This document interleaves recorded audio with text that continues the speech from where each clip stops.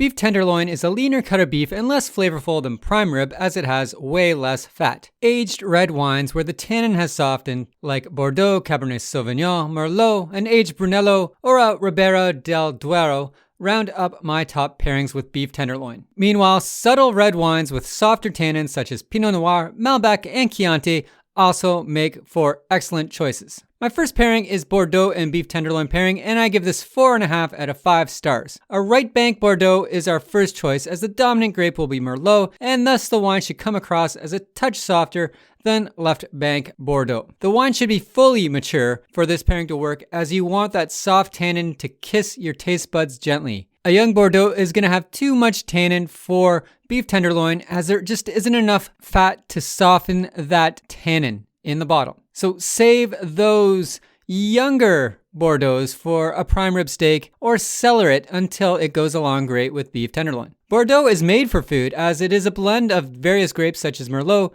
Cabernet Sauvignon, Malbec, Cabernet Franc, and Petit Verdot. The French have been making Bordeaux for centuries and know how to bring out the best flavors of each grape, so you'll be able to enjoy all their blackberry, cherry, raspberry, and blueberry flavors. On top of this, Bordeaux's mature flavors as it ages will develop complex flavors of vanilla, cedar, smoke, and coffee that meld well with the subtle flavors of your beef tenderloin. Bordeaux is confusing to people who are new to wine, especially those of us living in North America who haven't grown up with wine on our dinner table. So if you're new to Bordeaux, be sure to visit wherever you buy wine and ask what Bordeaux might go best with your beef tenderloin. As again, you'll want something that has been aged or is a little lighter in the tannin department. Our next pairing is Pinot Noir and beef tenderloin, and I give this 4 out of 5 stars. Pinot Noir is a light and fruity red wine that in most instances should hold up to the weight of beef tenderloin. You'll also find lots of earthy flavors that make this wine exceptional if your beef tenderloin is served with mushroom sauce.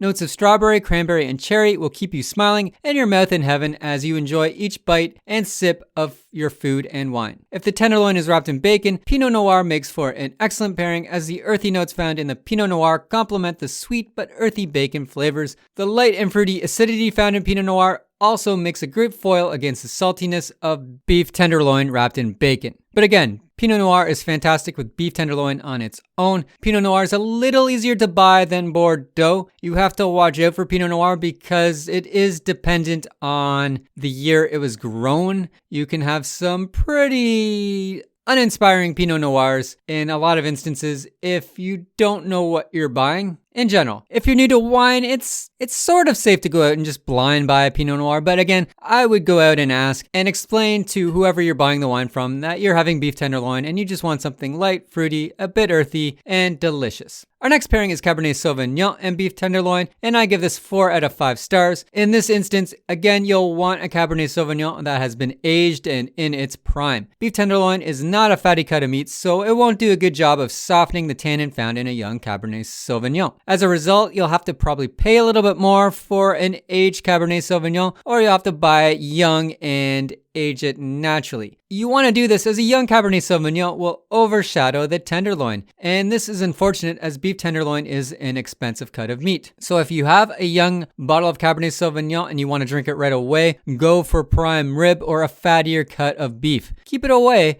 from your beef tenderloin. A mature Cabernet Sauvignon will charm the pants off you with its notes of cassis and plum sauce. Depending on where the wine was grown and produced, you may also find flavors of pencil lead, gravel, smoke, leather, tobacco leaf, and menthol. Our fourth pairing is Malbec and beef tenderloin pairing, and I give this 4 out of 5 stars. Malbec has the perfect amount of boldness and velvety tannin to complement the texture and flavor of beef tenderloin. In particular, a fruit-forward Malbec from Argentina has lovely notes of blackberry, cherry, plum, vanilla, and chocolate that add layers of flavor to this wonderful pairing. Malbec doesn't have a long and lingering finish, which makes it great with lean meats such as beef tenderloin, as it ensures you'll taste both the meat and the wine with each bite. If you're holding a banquet and serving beef tenderloin, an Argentina Malbec might be the way to go as it is not overly expensive and will not require extensive aging. It's also a bit of a crowd pleaser. More expensive versions of Malbec, they tend to be oaked. Oak tends to make wine a little more expensive because it adds to the cost. So with those, again, those will pair